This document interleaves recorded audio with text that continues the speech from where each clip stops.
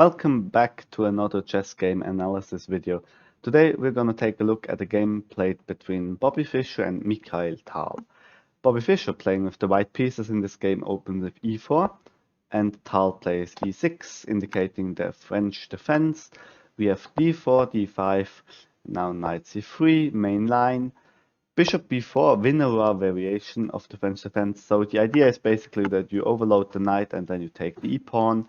This is why you basically need to defend the e-pawn, or even better main move here is to push it forward, gain a little bit more space in the center. The center, as always in the French defense, needs to be attacked, here in this case straight away with c5. This is basically a must-play move. If you don't play this, you're just worse in the French in every variation. So main move still very much theory, a3, asking the bishop a question. And now you could go into something like this with black. Main line is bishop takes c3, b takes c3, now developing a piece with knight e7, queen g4.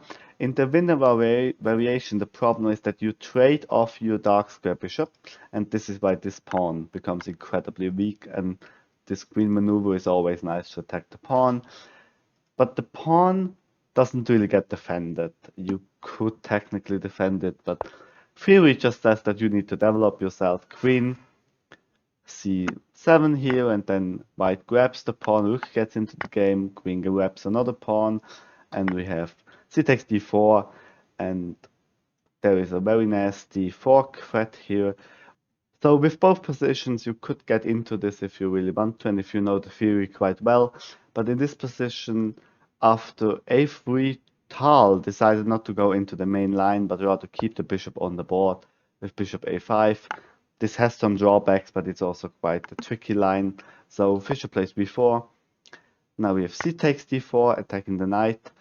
If you try to take this pawn and try to maybe win back a pawn in this variation, this is basically not what would happen, because after you take the pawn, knight b5, and you have trouble to prevent the knight from getting in here. For instance, this discovered check, bishop takes, b takes a3 check, c3 blocking, and now the knight gets into d6, which is very nasty. For instance, knight e7, knight e6 check, king f8, and black is up 2 pawns, but you're gonna win back one of the pawns, and you're just better developed with this king here. You're gonna develop yourself quickly and then castle, and this is an easy game, I think, with this knight here. So this is what you don't really want to get into if you're playing with black. So instead, Tal decided to take on d4, and now we see this queen maneuver that we've already looked at, knight e7, and now I just quickly wanted to show what happens if you defend the pawn with the king. For instance, instead of playing knight e7, you could play king f8, then just takes bishop, takes knight, and black is up a pawn, but still there are some tricks. Maybe you get the bishop into the game, this bishop comes into the game. White is just better developed, but the engine says it's more or less equal, so you have compensation for the pawn, but not much more than compensation. So this would be a playable line.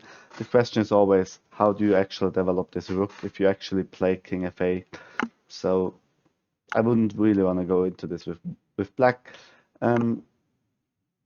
By the way, instead of after queen g4, if you just greedy and take the knight, queen takes g7, and you lose the rook, and this is also attacked. So this is not playable. So I basically agree with Tal, knight e7, good move. Now you take the bishop here on a5, d takes c3, the knight is also taken, queen takes pawn. Now we go into a variation in a style that I've already shown you. Rook g8, kicking the queen, and queen takes h7. So basically white is up a pawn, and according to the engine slightly better, but still very nasty double pawn here. This pawn gives black very nice control as well, and maybe the queen can get into the attack as well. So there is still some counterplay for black. Nowadays this variation is not really played that much on Grandmaster level, because according to the engine, white is slightly better, and therefore you want to play as precisely as possible, and therefore not go into this.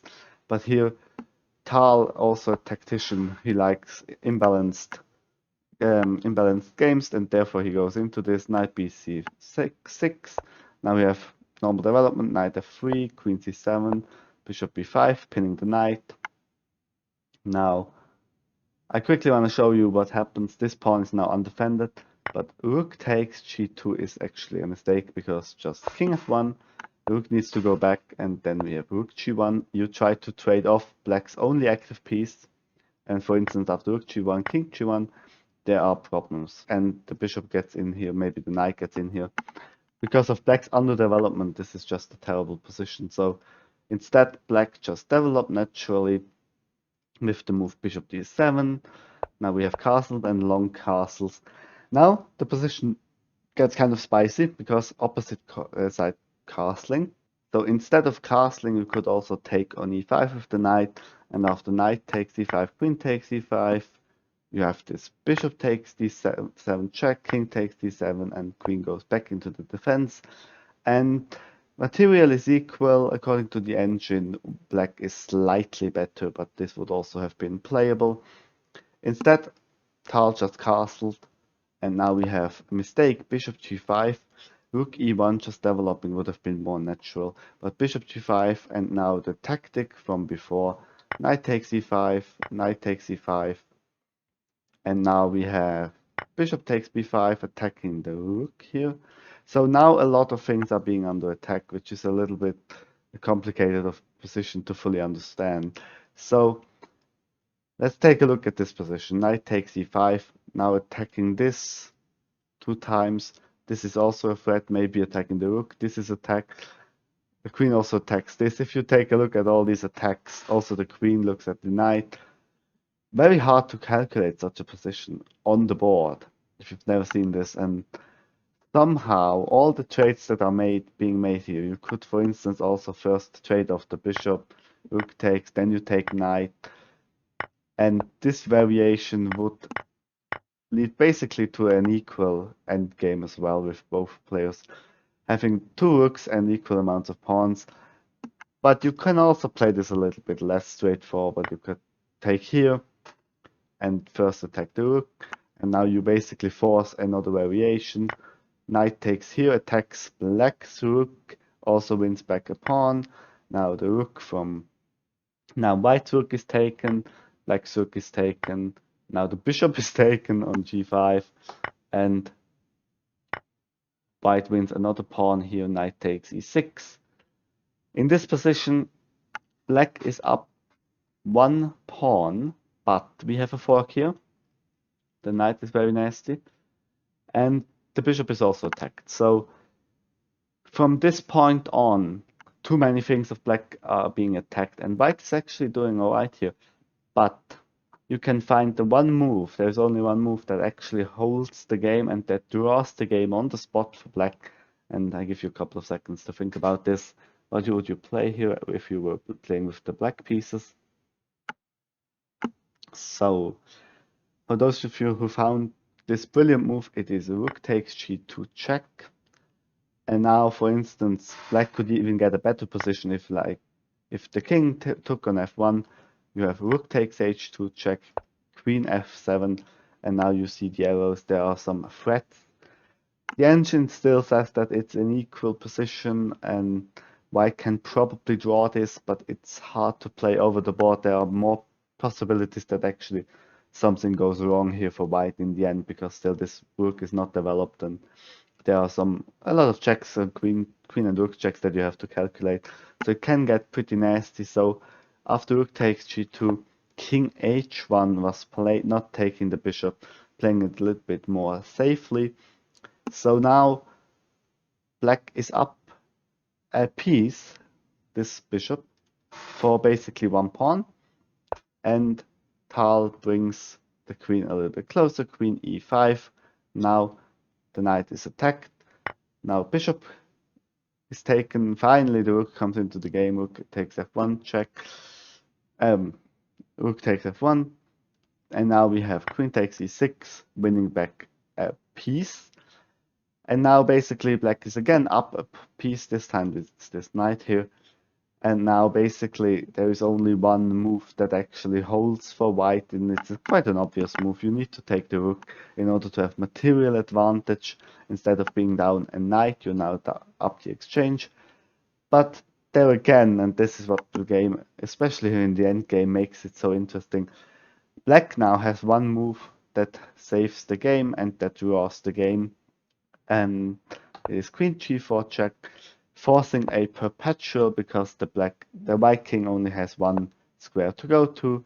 Queen f3 check, king g1, king, queen g4 check, king h1, and in this position the players agreed to a draw because the position is just a perpetual, you can't get out of it, and threefold repetition is soon to follow.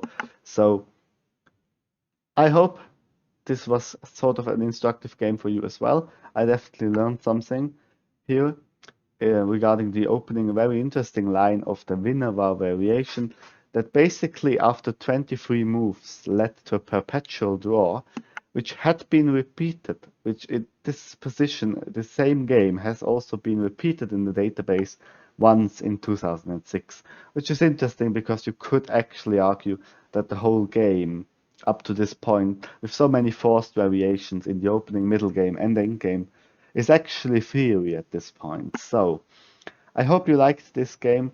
Check out my Instagram, check out my Twitch if you want to see live chess gameplay, and see you in the next video. Bye.